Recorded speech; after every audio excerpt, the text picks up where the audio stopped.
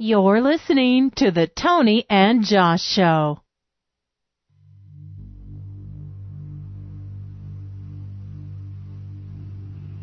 You can subscribe to the Tony and Josh Show via iTunes, Stitcher, or listen to the podcast directly from the Tony and Josh Show website.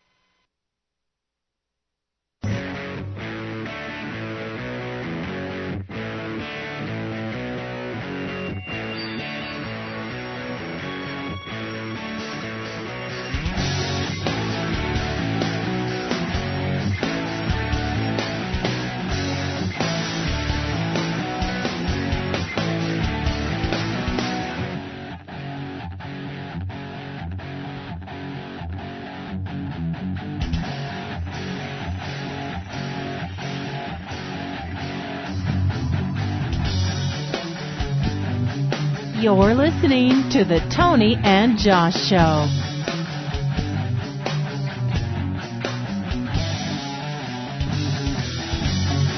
Welcome to the Tony and Josh pre-show. We'll be getting going here in a few minutes. We're still waiting for Josh to join us, or Joyce to join us. I want to thank you for being here early. We usually start the shenanigans about 15 minutes before the hour. Josh joins, and then we discuss what's going to be on the show, how we're going to handle the various steps through the show. And you'll be hearing that here in just a minute, or listening to it and watching it on YouTube, as we share the pre-show and post-show with our YouTube audience, both live and recorded.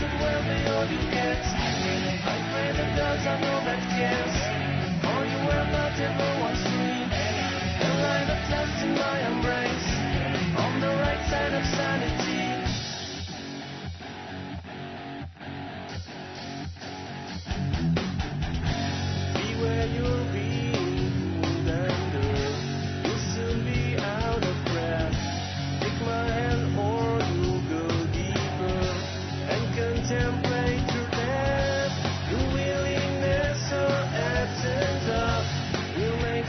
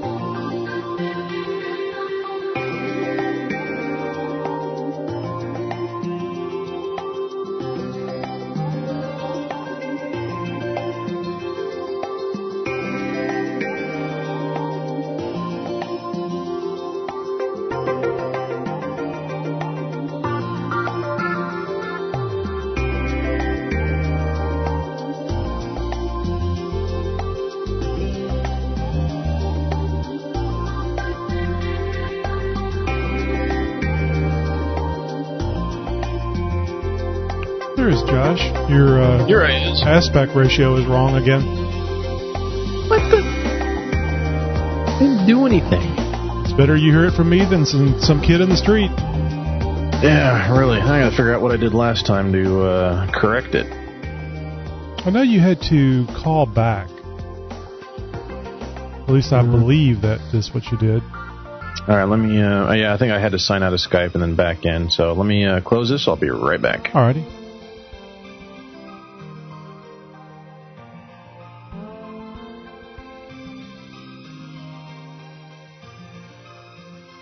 Not even a hello. Just your aspect ratio is wrong. Oh, gee. Mama didn't raise me right.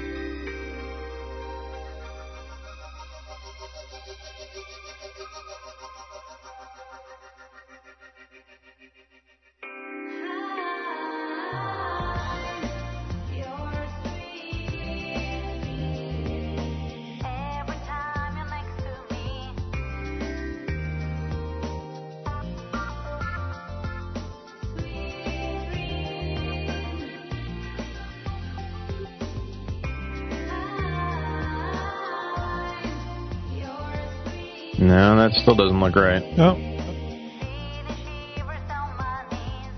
Josh now in Letterbox.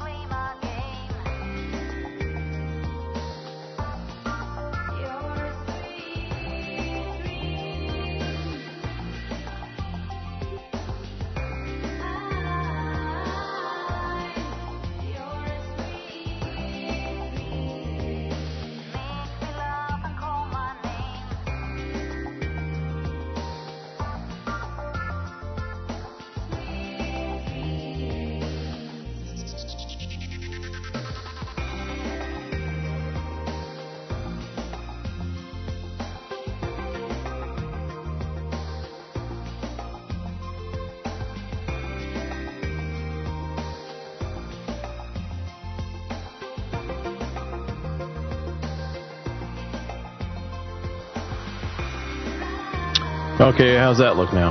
Yeah. So no restart necessary, no callback necessary. I told you didn't have to call. Don't call us, we'll call you.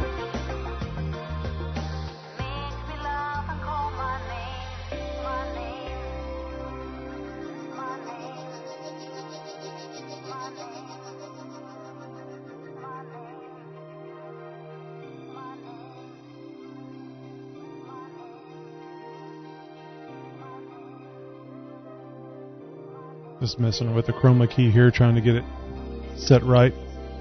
All right. Or righter. Still didn't right.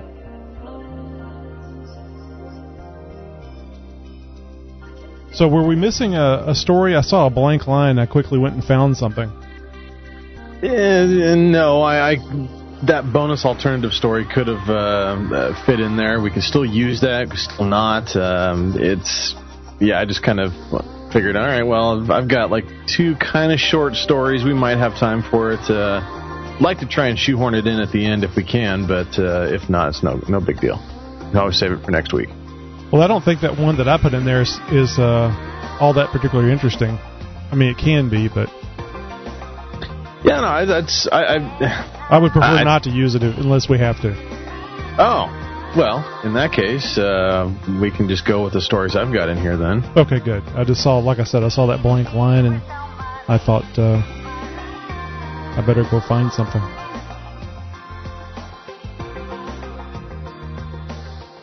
So the magnet story is the one you don't want to use? Right. Okay.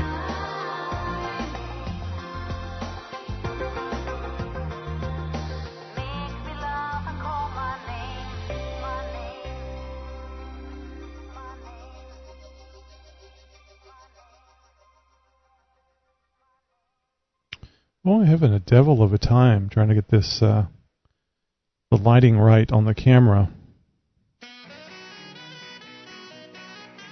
I'm actually messing around with the camera controls. Looks too red. I was going to do that last week. For some reason, I think I had a minicam update, and it started turning things all weird color. Mm-hmm. I mean, even now I look all jaundice-ish.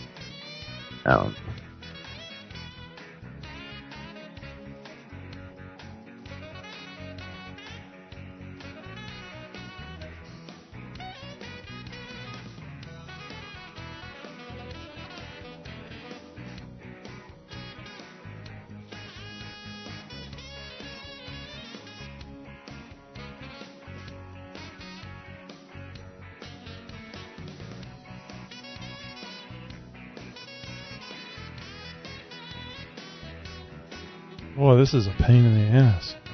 Mm-hmm.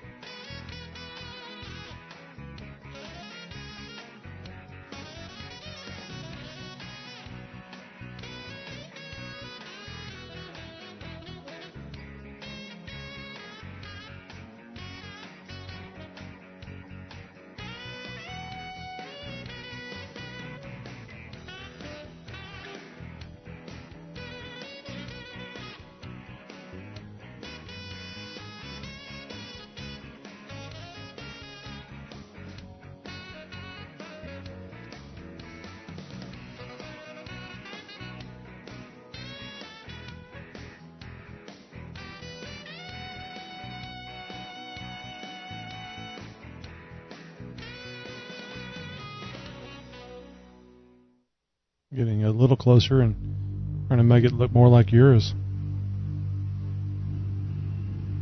I don't know about using mine as the benchmark.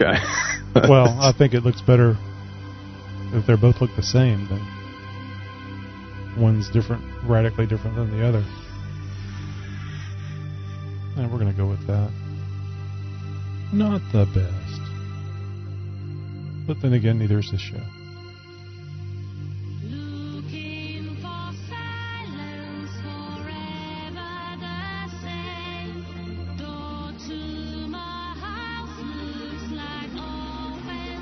The Tony and Josh Show, literally seconds in the making.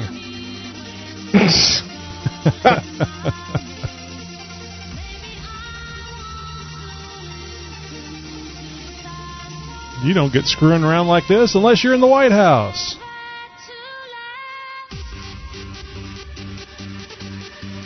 Where the president says, hey, this Ebola thing, I found out about it just like you did on the TV.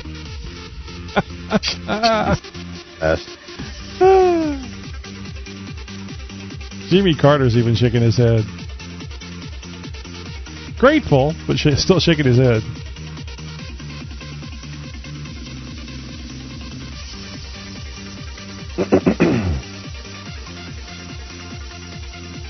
Okie dokie. Oakley dokley. Yeah, we'll go with that.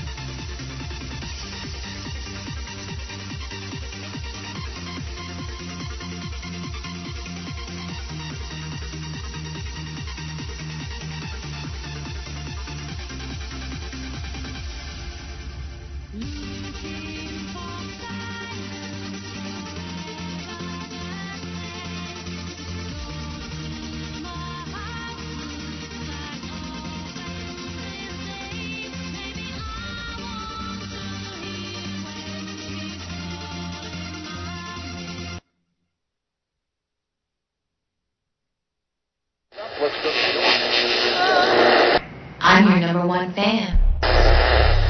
Because I think we're going to have a lot to say about it. I don't like it. Options on it. Probably makes you want to have a beer. Not buying it. Options on it. Tony and Josh Show.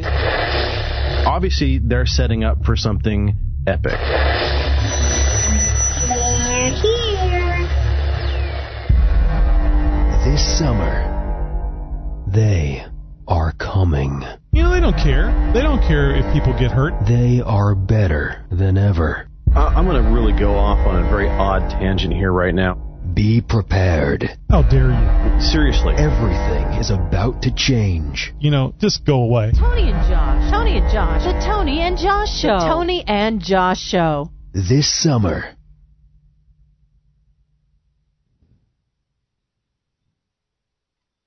Well, it feels like summer in here. I'm wearing pants for the first time in like 6 months. Oh, wow. Is that part of the work release program? That's the witness protection program.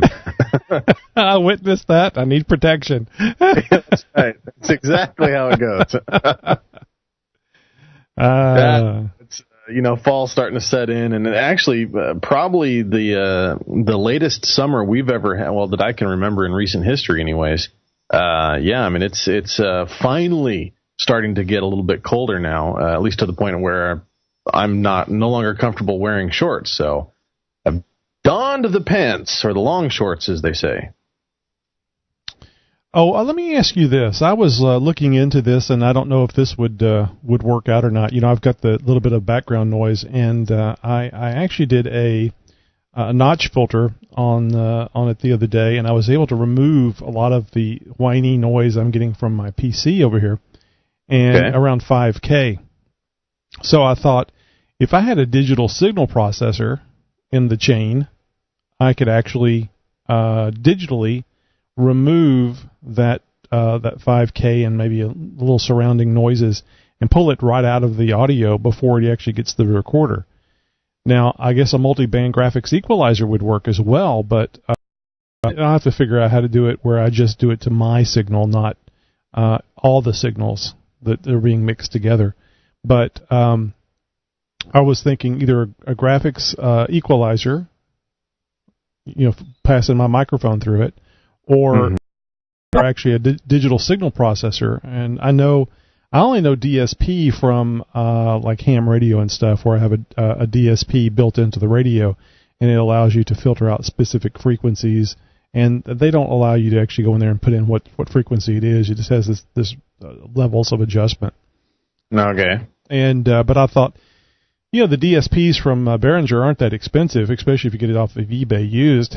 And I just didn't know if it was going to be. I had never had experience with it in an audio realm, and I thought I'd bounce it off you and see if you had any ideas or preconceived notions, if no direct experience.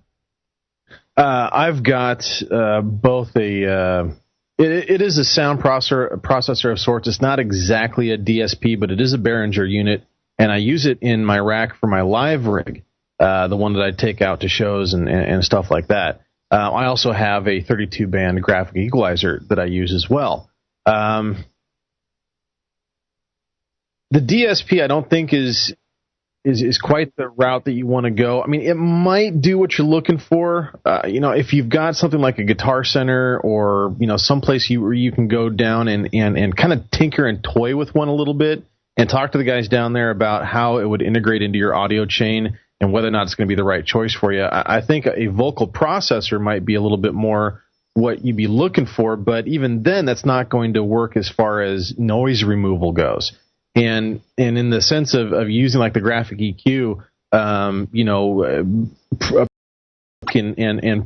pre-mixer or pre-recording device, that's not going to do anything as far as your noise is concerned either. It's the noise is coming either from your computer or your sound card or your whatever sound device you're using, and is entering the audio chain in that way. No, it's coming in through the microphone.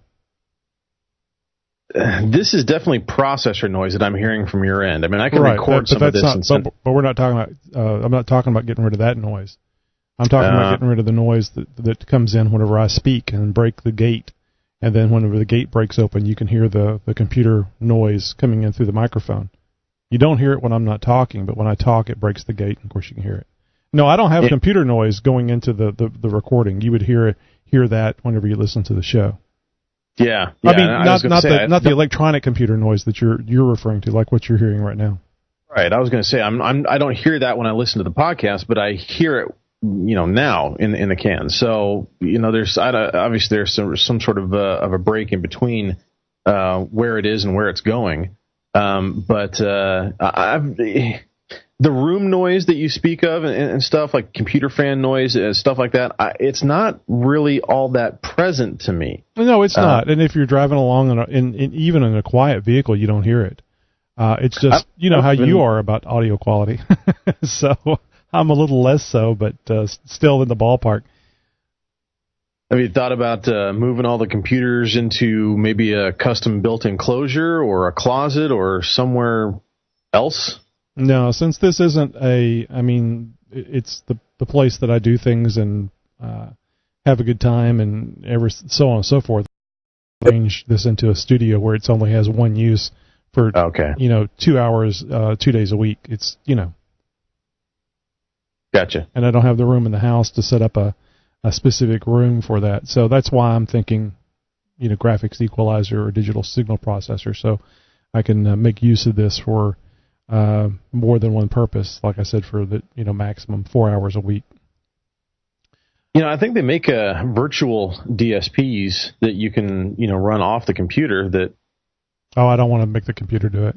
I try to put all the audio processing off board. The stuff that happens live. Just kind of learned the best thing to do is to get the signal as clean as possible and record it as clean as possible and best as you can. And then you have just the subtle nuances, or it can be major in the editing of the audio. But I've just kind of learned to get it as clean and as best you can before it goes on to the digital recorder. And then when you pull it into the editing software, it makes overall a better presentation. Mm-hmm. Mm-hmm. Yeah, you could pick up a used graphic EQ from your local pawn shop, or like you said, used off of eBay or something for very cheap. $20 to $40 will get you one that is halfway decent that will work for what you're talking about. You don't need anything with like a 36 dB per octave slope or anything like that. You're not doing any heavy duty vocal recording or booth recording where those kind of dB curves are going to really play a big role in there. Your average run of the mill mainstream midline EQ will band the bands that you're looking for. That 5,000 or maybe a 4,000, 5,000, 6,000. It's got some adjustability in there. Go with it. A lot of the equipment that I have in my racks are secondhand. I've bought I don't have any problem with getting the used stuff in there. It just hit me. I was just thinking about it, about what you were saying, and I don't know what made me think of it, but Walking Dead. Do you want to spend a very, very short amount of time on The Walking Dead? Because the premiere episode was this past Sunday. Yeah, I know. I missed it. So don't. I'm behind, so don't spoil it. So are we not going to do the Walking Dead on any of the shows? We can when I'm up to speed. Well, I don't mind. Well, the problem is the spoiler part of it for you, because I don't mind talking about it and you can react to what I'm saying, but I'm just afraid that if we don't at least talk a little bit about the premiere episode for the new season, there's really no reason for us to talk about it if we're not going to keep up with it. We haven't talked about doing it, so we don't have to do it, but we just got that nice promo and it's fun to talk about. If we do it, let's keep it real short. Yeah, we have to, because I'm just bringing it up now here last minute. Well, I know we've gone a half hour of just Walking Dead before, so that's what I'm saying. Well, we can not talk about it if we really try. If we want to keep it short. I've got no problem. Like I said, I don't really do anything but react. Yeah, you can say, "Oh my gosh," and fun things like that. So why don't we open with that or close with that? Let's open with that. Okay.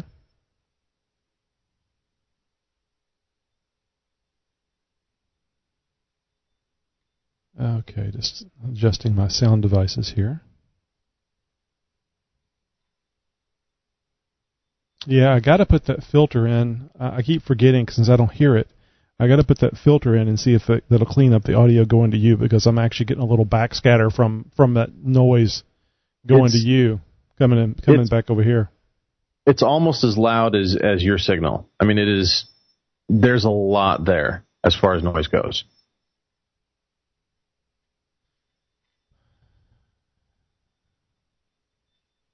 Let's do this.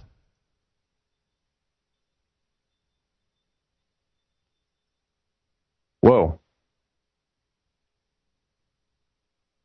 That just, your level, the noise is still there.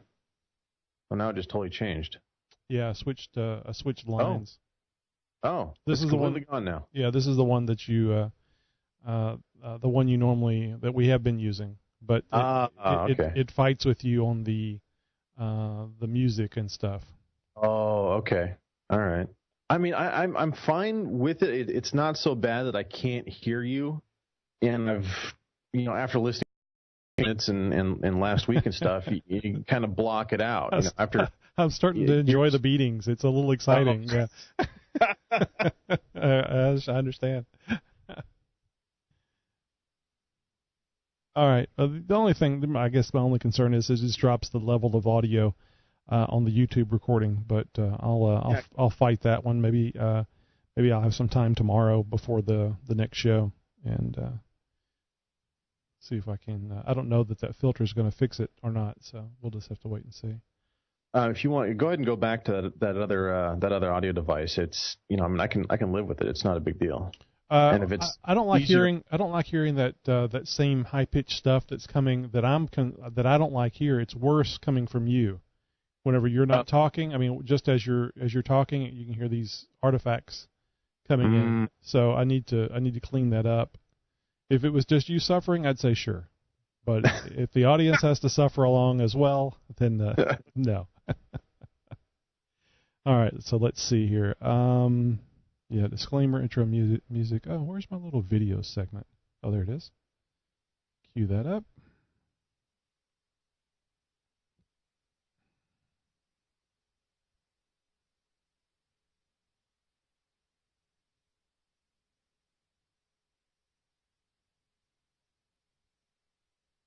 Okay, that's set right.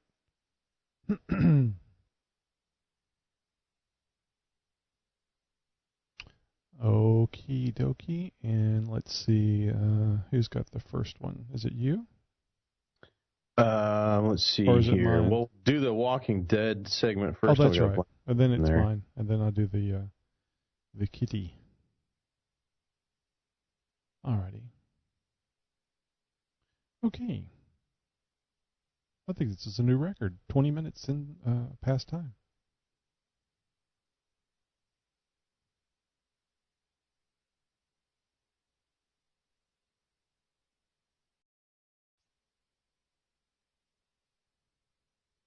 Warning. The opinions, ideas, views, emotions, and temper tantrums expressed or otherwise conveyed on the Tony and Josh Show may not and most likely is not suitable for all audiences and therefore should not be heard by anyone unless supervised by an appropriate nanny state. Enjoy!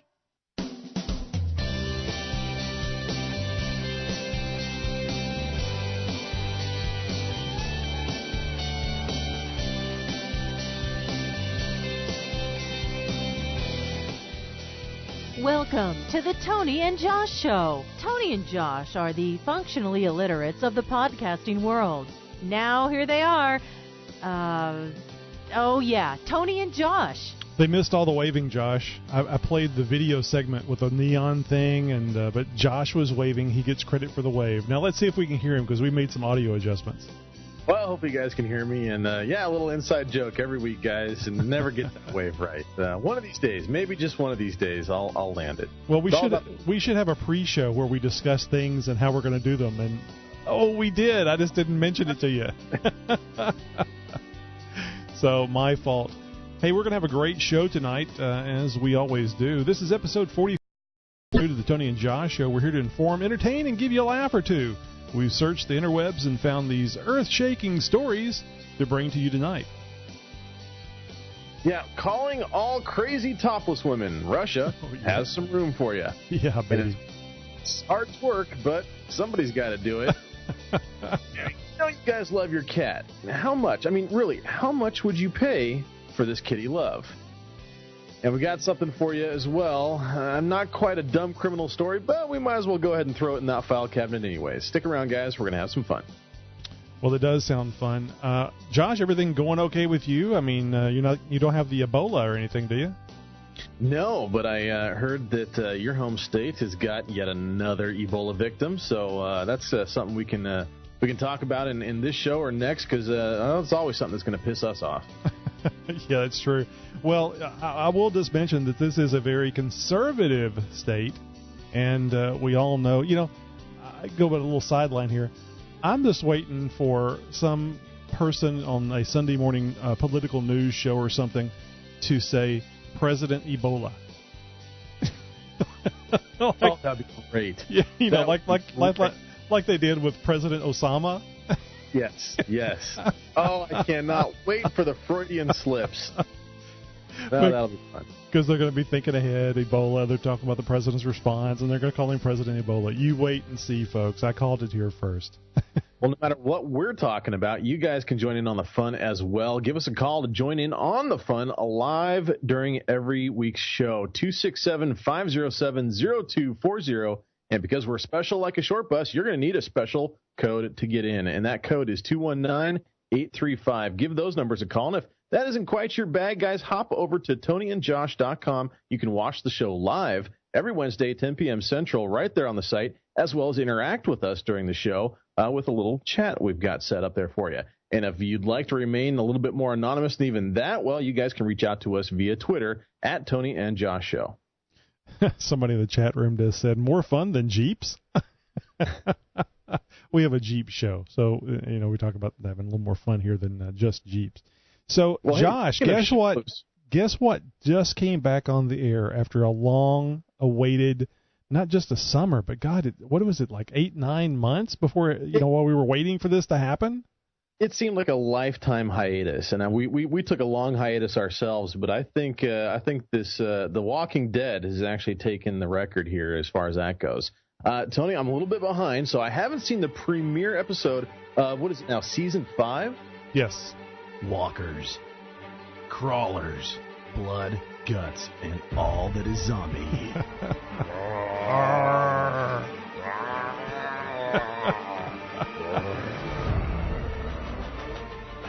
It's time for Tony and Josh to recap this week's AMC's The Walking Dead.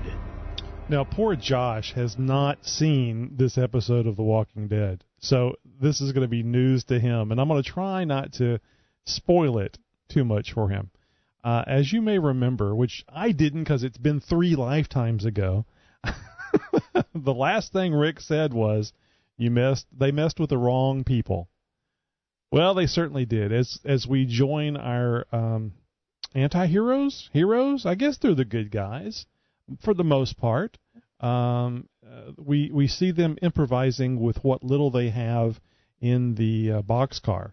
I think Rick had actually removed a zipper from his jacket and was using it as a makeshift saw. He was actually working on one of the 2x4s or something inside the boxcar and cutting him a nice shiv, I guess you would call it, out of wood. So yeah, always important to have an extra weapon laying around, a shiv or something like that. Yeah, and so they were getting ready to attack their captors, and oh my gosh, there is some bad cannibalism type things going on at that place. But come to find out, and they did something kind of interesting. They take you back and they say then, and then they show you something that happened at Terminus long ago, or at least before this happened, and then then they'll switch back to now. So you see that the fine folks of Terminus didn't set out to be cannibals, didn't set out to be mean to people or to use them as cattle. So it happens. The best intentions is all that really matters. So let's just put it this way. It was a very exciting episode. There was a explosion, a fireball, flying, smoking, and flaming zombies 30, 40 feet in the air. And I couldn't help but think, I hope they didn't spend their entire special effects budget on this one episode. Oh, yeah. Well, you got to open up with a bang, best foot forward and all that. There was some odd criticism over last season's production quality, storyline. There was a couple things didn't quite sit well with many of the fans out there. And I'm kind of on that bandwagon as well. So I would imagine that they really wanted to come out very strong with the season 5 premiere. It was very good. In fact, there was a scene with a very nice automatic weapon, scoped automatic weapon that Carol was using. Actually, several scenes of her with that automatic weapon. And it was really cool to see her lugging this big hunk of metal around like it's nothing. Carol's not very big. And she was, you could see her in some of the scenes. I want y'all to look for this if you haven't already seen it. In some of the scenes where she's holding this thing at somebody with these little toothpick of arms, and she looks like she is going to fall over with this thing because it is a really cool weapon. And it probably wasn't that heavy. It probably wasn't a real weapon, but it looked enough like a real weapon. But she said she did some good stuff with that. In fact, she's the one that caused the explosion from a shot that she took to a big propane tank that actually, I guess, helped fuel the furnaces or the boilers or the stew pots at Terminus. That is a big gun. I just looked up a quick image of that, and thing's got to be as big as she is. Yeah, she was carrying. I think she was carrying around 2 guns, two long weapons, long rifles, a pistol, and at one point she finds I forgot his name, Remus, Daryl finds Daryl's crossbow. So Daryl is no longer without his crossbow. Let's just leave it at that. Everybody's happy. He'll be able to shoot arrows into people and zombies again. Very good, very good. Well, I'll be catching up here most likely this weekend, and then should be all caught up for next week's show. Yeah, tell us what you think about The Walking Dead and the things that we have to say about it, or parts that we forgot or that we just completely missed. And you can let us know on SpeakPipe, which is right there on TonyandJosh.com. Over to your, I always get left and right messed up, Josh. It's over to the left-hand side. That'd be passenger side, right? Yeah. That would be the passenger side of your screen. Yeah, guys, all you need is a built-in microphone or a microphone attached to your computer, and you guys can leave us a very great-sounding little voicemail through the interwebs, and we highly encourage you guys to do that. Well, speaking of voicemails, we've got one from our friend of the show, Nikki G. Calls in just about every week, and this week, no exception. He especially does if you call him out on not calling. Here we go. Hey, this is Nikki G, and a lot of people might know that, or might not know, that I have some chickens in my backyard that I'm raising, because I got tired of spending $1.25 for a dozen eggs. So I figured I'd just drop about $400 into about 5 eggs. But nonetheless, the other day, I went out to feed them, and one of the chickens tried to run out, and I just reached down and grabbed him, and I accidentally grabbed it by its neck. And don't worry, the little thing's all right. It's doing fine. But my question is how do I explain to my wife that the neighbors caught me choking the chicken? Oh, jeez. All right, gentlemen, I'll chat at you later. You have a good one. Bye. Nikki G out there publicly choking the chicken. Well, that's the problem with it. It's the public part of it. Yeah. We need to keep Nikki G behind closed doors. It's sad, but it's true.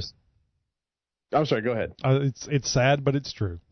Yes. Well, I was going to say there's doors of a new house. Well, not necessarily a new house, but it's new to some new owners. There's an Australian house, Tony, that recently went up for sale, and the price had a very interesting change, or at least an interesting reason behind the change in price. This is just amazing to me. I heard this today, just right before showtime, and had to share it with you guys. So an Australian family adds a cat to the sale of their house and increases the value by £76,000. Now, in real money and the money that God created, it's $121,000 U.S. stuff. So I thought this was pretty cool. The value of an Australian family's house shot up by more than 121,000, really almost 122,000, when they agreed to include their pet cat. The cat's name, Tiffany. And for $122,000, that's a great name. Included as part of the deal. The Percival family in Melbourne auctioned their 5-bedroom home last weekend, receiving a bid of, it says 2 million AUD, so that's those Australian dollars. It's 1.8 million in US dollars. However, the real estate Glen, oh gee whiz, what the hell is that? Kootenho. That is not even an Australian name. They must have people coming in over the border over there. Anyway, approached the family and said that a child of one of the bidders had become smitten with a house cat during a recent viewing. Thus, the bidder, and this is amazing to me. I mean, I guess if you got 1.8 million to throw around for a house, what's $100,000 on a cat? But can you imagine? I mean, you're talking about love. There is some love getting your kid a cat for $122,000. I spend more than $10 on an animal, it's dead, or it's going to cost me 10 times that in vet bills. That's one hell of an expensive dust mop. Yeah, exactly, mouse catcher. Thus the bidder offered to buy the Percival house for 2.2 million Australian dollars, but Tiffany had to be part of the deal. Now remember, Tiffany's the cat, not the kid.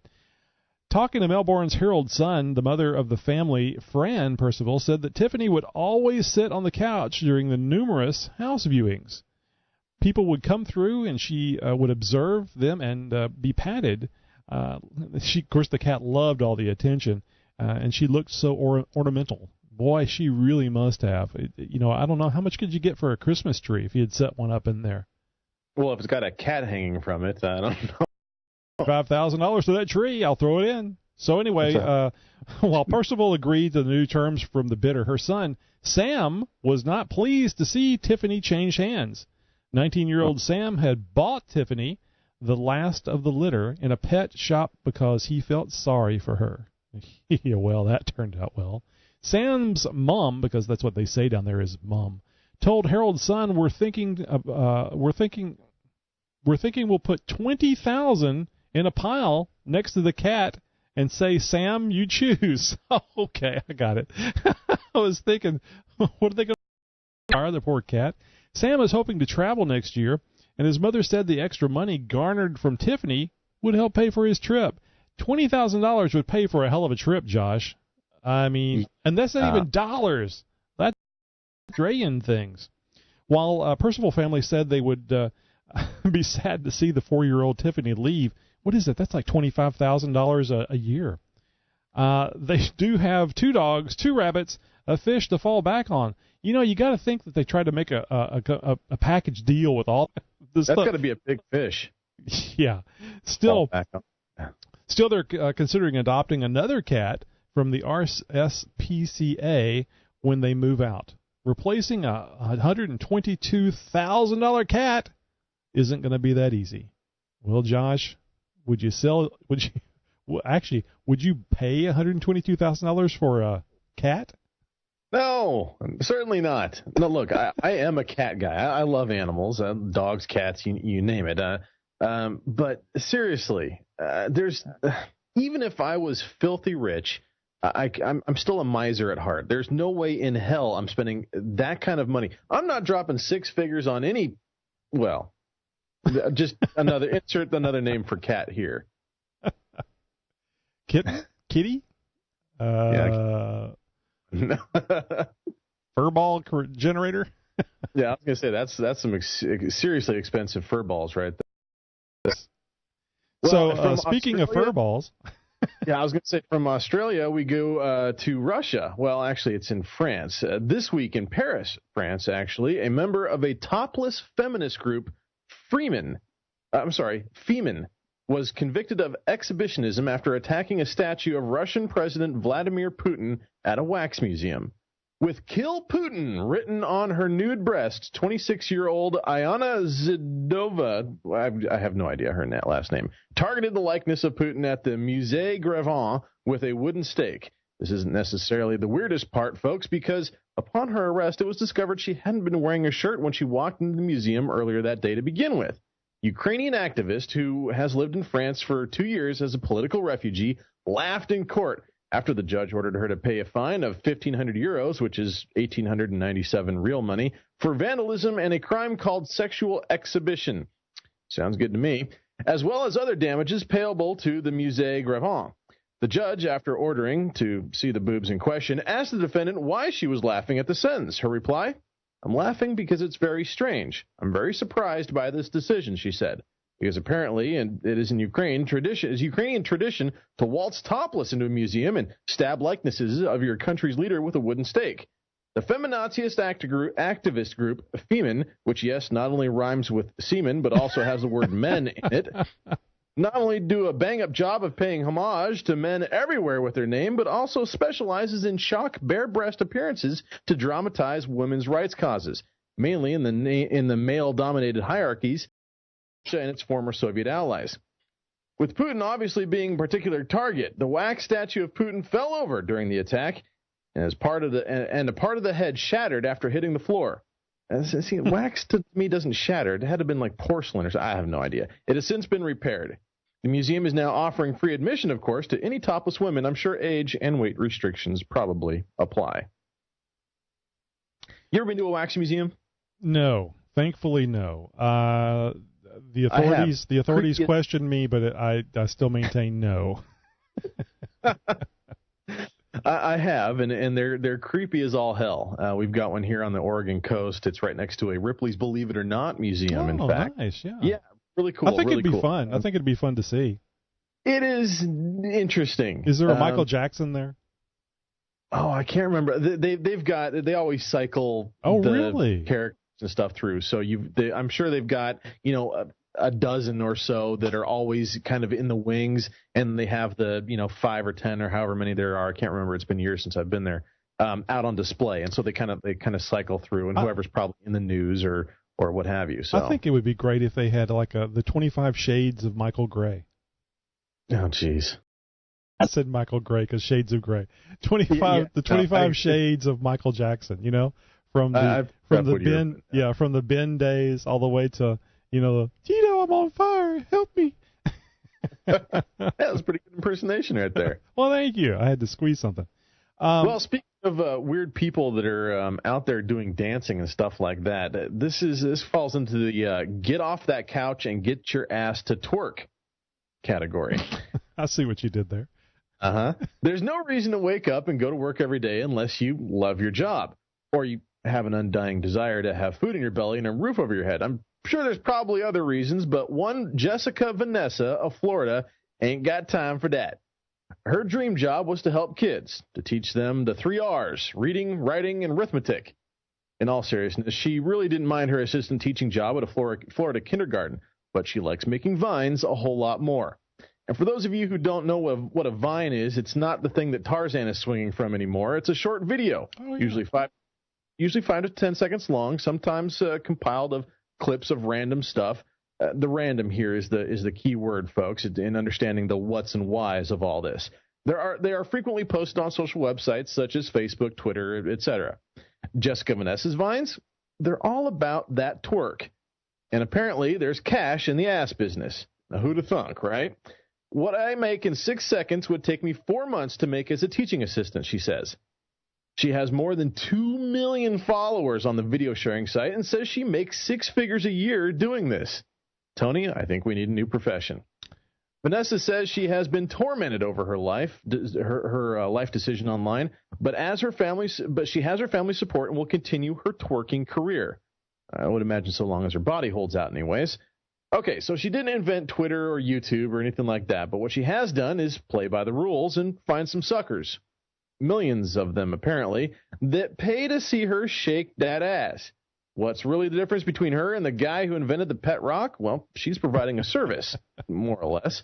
So for all of you family-centric, Bible-thumping hate-mongers out there who are calling this woman a tramp or a hooer, let me ask you something. Who's worse, the twerker or the jerker? No, the twerky. Yeah, I'm thinking about how similar these two stories are from the first one and this one, because people are paying six figures for a cat. And there's seven figures worth of people paying to see it. Well, yeah. Oh, gee, can you imagine just having that many people watching 4 or 5 second videos? I think they can be shorter than a certain amount of seconds, but they can't be longer. And I don't know if it's 5 seconds or 6 seconds. So they're very short videos that they put up on Vine. And actually, they've made their way to Tumblr and also to Instagram. You can watch these Vine videos. You know how they're doing this cross-pollination deal. Right. No pun intended about the cross-pollination thing. Yeah, you find them all over the place, and anything from junior high kids to grandpas out there now making them as well. So you guys can get in on the fun as well. Don't be left out in the cold, as it were. Well, now, I will give this gal credit. She certainly has some, shall we say, talent when it comes to this unique style of dance, as we'll put it. And so I can see why she might have such a following, as it were. I'm not going to make I'll just leave it right there. You guys are going to have. Yeah, I'm sure if you do a Google search for her name, you're going to find exactly what you're looking for. Well, this is the thing that boggles my mind. I mean, I don't want to twerk for money, but can you imagine doing something so generic, something so? I mean, what's her name? Popularized this and made it a big deal from her Oscar show or whatever it was. Miley Cyrus. Yeah, Miley Cyrus. Yes. Could you imagine making six figures from doing something like this? I mean, I can imagine making six figures for what we're doing right now. I'm thinking about breaking out the Speedo from a high school swim team and getting myself on the interwebs, doing some twerking of my own, see if I can't generate six figures. Well, please invest in a case of Nair before you do. I'm just saying. Six figures. I'm gonna get 6 cease and desist letters. That's about all paper I'm gonna be getting. Getting paid to stop is the same money getting paid to do more of it. So think of it that way. It's a win-win. Oh man, yeah, this kind of stuff you see on the interwebs, guys. I mean, and we dig deep for some of these stories, and it doesn't really get much deeper than this next story. I was gonna say, have you ever dug deep into macaroni and cheese?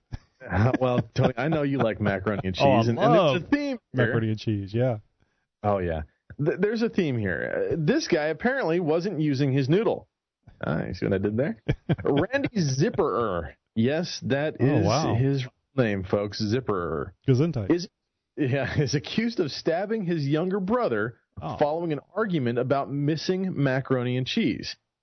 A witness told deputies in Volusia County, Florida, that Randy and his brother, 47-year-old Edward Zipperer, started arguing over Randy's missing macaroni and cheese. Yeah, it seems legit. His younger brother did what any good sibling would do, and after the pointing and laughing subsided, he helped him look for the missing golden treat. But during the Mac hunt, Edward looked. I did say Mac hunt. Allegedly. Edward knocked over a beer Randy had been drinking. How dare he? Not the beer, too.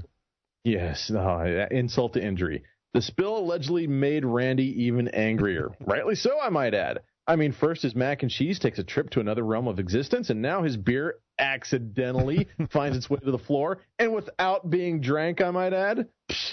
Sounds like a conspiracy to me.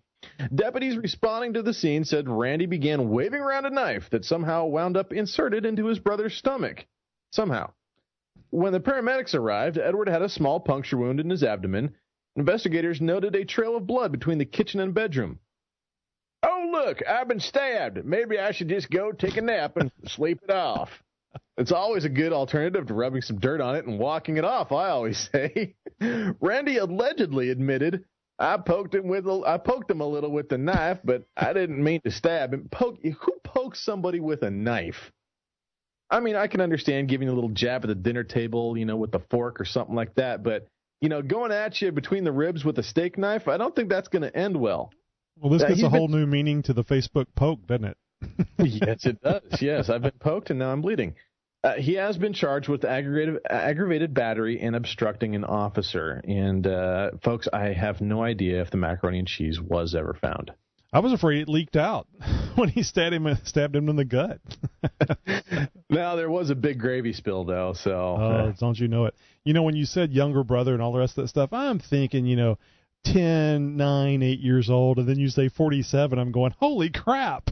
Why are these guys together fighting over macaroni and cheese?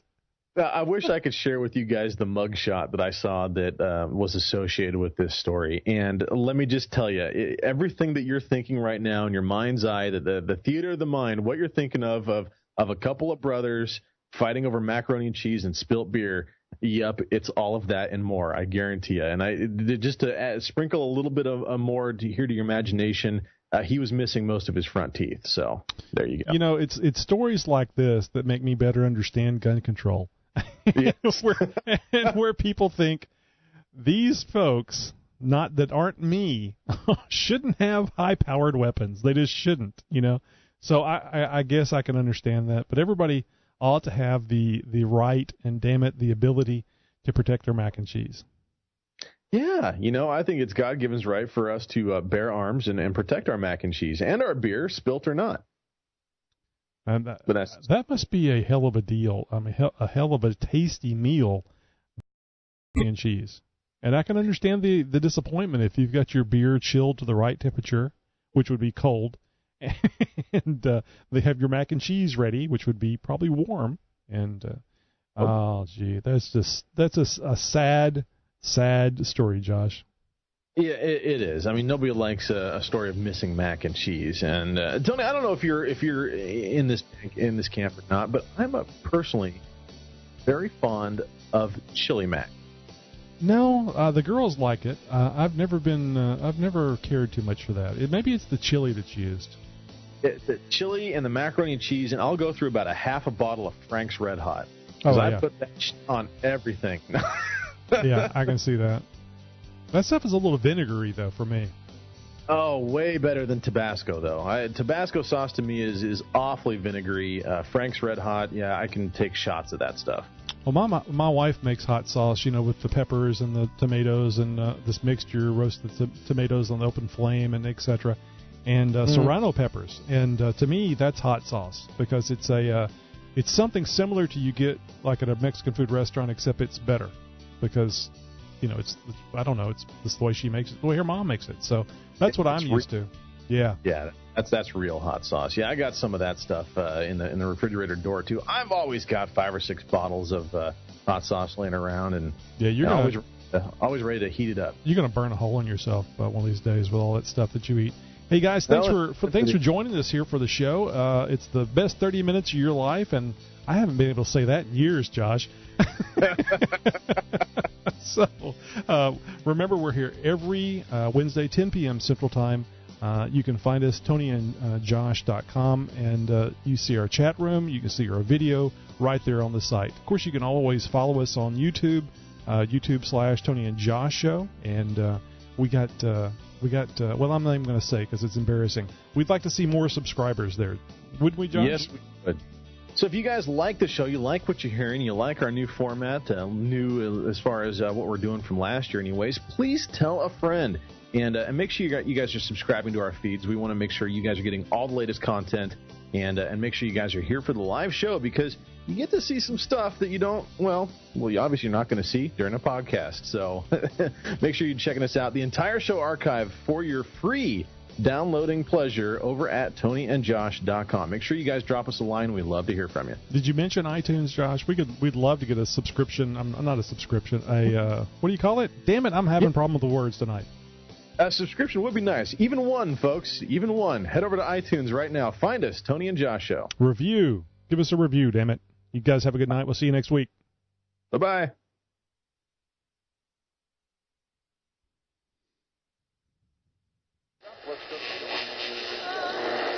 I'm your number one fan. Because I think we're going to have a lot to say about it. I don't like it. On it. Probably makes you want to have a beer. Not buying it. On it. Tony and Josh Show. Obviously, they're setting up for something epic. They're here. This summer, they are coming. You know, they don't care. They don't care if people get hurt. They are better than ever. I'm going to really go off on a very odd tangent here right now. Be prepared. How dare you? Seriously. Everything is about to change. You know, just go away. Tony and Josh. Tony and Josh. The Tony and Josh Show. The Tony and Josh Show. This summer. From the mind of Nikki G.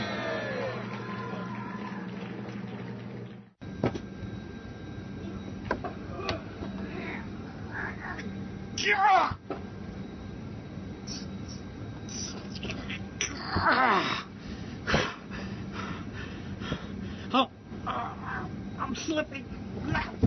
This has been From the Mind of Nikki G.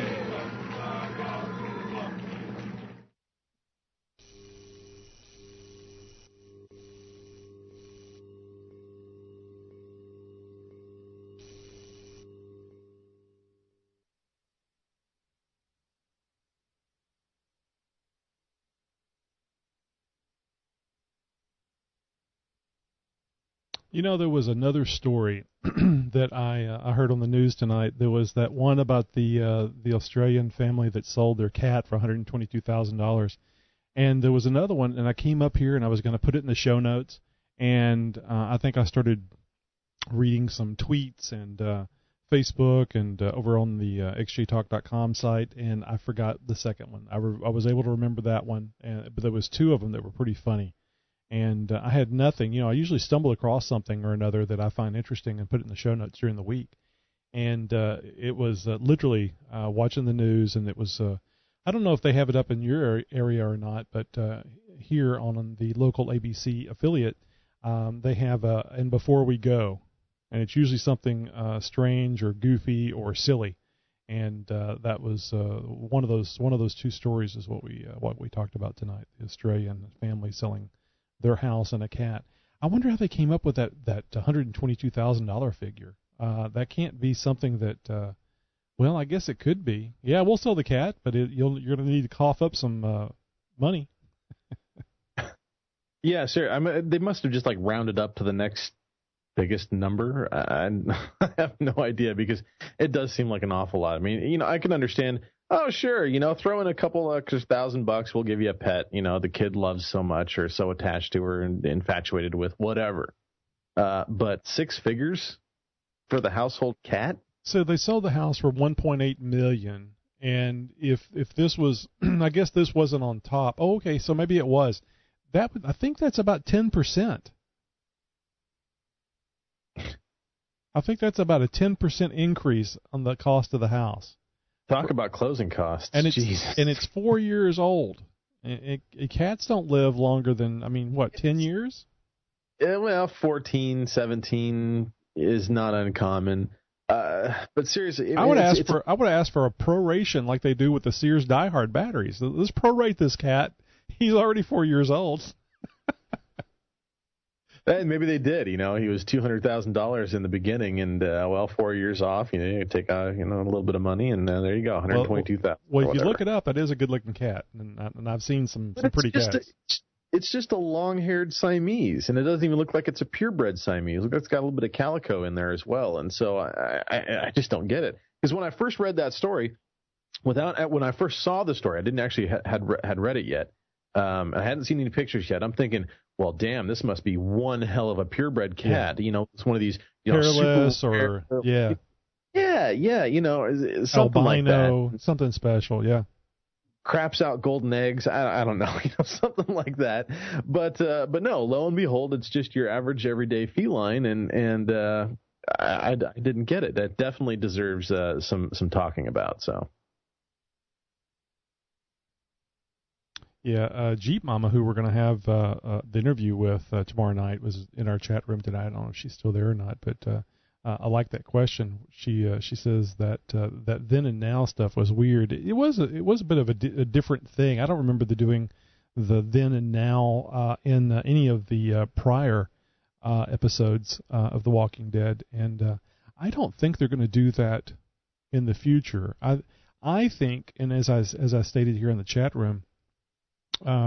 the then and now. I think they did it with the Terminus folks because they wanted to make the audience a little more conflicted about just kill those cannibals, just put them out of our misery, basically.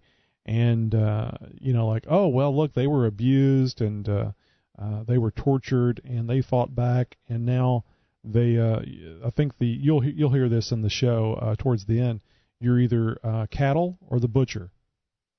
I think that's the words they used, and that was the underlying premise of Terminus once, because basically they were attacked. They welcomed some people in. You don't get to see a detailed story about this, but they basically welcomed some folks in, and the folks took them over and threw them in a cattle car, and they were raping the women and doing all kinds of nasty things. And I don't know, maybe they were eating them. So when they were able to take the thing back, they decided they were going to be the butchers and not the cattle. So and I think they did the then and now thing just to underlie that they were just surviving. They were doing the thing that circumstances caused them to do. Oh, I know why I don't agree with that thought process. It's the same crap you hear about people being put in prison. Well, it was society's fault for them raping that 97-year-old woman and taking her Social Security checks and then throwing her body out in the street or whatever, because it was society's fault that did it. No, it was that guy that did it. That was his fault. It was his choice. He didn't have to do that. He didn't have to go down that road, and that's exactly the way I feel about the Terminus folks. Is they didn't have to go down that road. Again, it's not reality; it's just a story. But the people that we're following through this trail, this story, they continually make the better decisions instead of just being animalistic kill and scorched earth policy. I mean, often that's what happens. But let me interrupt you here for just a quick second. Doesn't a lot of this kind of mirror a little bit of the story? This was a season before last. What would that be? I guess that'd be season 3, or was it season 3? Where the governor kind of loses himself and then finds himself again in that camp. Do you think he found himself? Oh well, I don't think he ever did. I think he found something. Whether it was the self that he was looking for or something else, he definitely turned into, well, he kind of in this. Oh, I guess that's turned into his old self a little bit. That's true. There was kind of a now and then, except it was more of the Governor channel there for a while, which kind of pissed me off. But they were giving you more of a backstory on him. But the story with that camp was, there was these people, and remember the guy who was in charge was, he was not really all about going out and taking stuff from other people, from other camps and stuff. Like, he kind of wanted to just make sure that, they could take care of their own and protect their own and whatnot. Well, the governor wasn't having none of that. And he had his own agenda in mind. And there's definitely some mirroring storylines, at least as far as, overall plot. I mean, we're doing a 30,000-foot flyover here over some of this stuff. So I just, it kind of sounds familiar a little bit. Am I saying that the writers have kind of given up and like, well, let's just regurgitate the story that we did 2 years ago? And no, I don't think it's quite that much, but nonetheless, it seems to be a reoccurring theme of sorts. Well, I guess it would be a reoccurring theme in a post-apocalyptic, there we go, zombie-filled world. So I can see that you would often have that issue of the power that you have because you're big, you're strong, you have a brain, you've got the right kind of weapons, or you have the right group. So I can see, the power corrupts absolutely types thing happening over and over again. So I'm going to make sure I'm not going to tell you since you haven't seen it, but watch the very end. After they go to the commercial and they come back, they're introducing a new old character. Hmm? Yeah, somebody that was in season 1, actually. A character that was in season 1 is making a return. Interesting. Oh, you got my curiosity all spiked. I actually got goosebumps a little bit there. That's kind of scary. There was something else I was going to talk about that. Anyway, it was a good episode. I really enjoyed it. I think you will. Of course, The other big thing is everybody gets back together. This is the episode that took them a whole season plus one for the group to get back together. I was wondering if that was ever going to happen. Yeah, and you know how much I like Lori Holden, and I really, I won't say I enjoyed. She didn't really have as big a part in The Walking Dead as I would have liked, but I did enjoy her being in it. And I was thinking to myself as I was watching this, now, Lori Holden could have always, or I forget her character's name, but the character could have always had a twin, and they were separated at birth, and maybe it could be an evil twin with black hair, but the same witch powers that. No, I'm sorry, that's Bewitched. But another character that looks just like Lori Holden, so she could be back on the show. Oh, the local station here, Channel 20, UPN, is showing The Walking Dead now. So the early episodes. Oh, yeah. It's interesting. Yeah, I was flipping around earlier today, and Rick was there on the screen, and I thought to myself, my God, that's a sane, very clean-cut looking Rick as compared to what we're seeing now. Oh, right. You got to look at the guy, the intensity on his face during the scene where all is lost for him and his three compatriots, where they're getting ready to be slaughtered like cattle. You look at the intensity in his face when you're watching that episode. It's really interesting.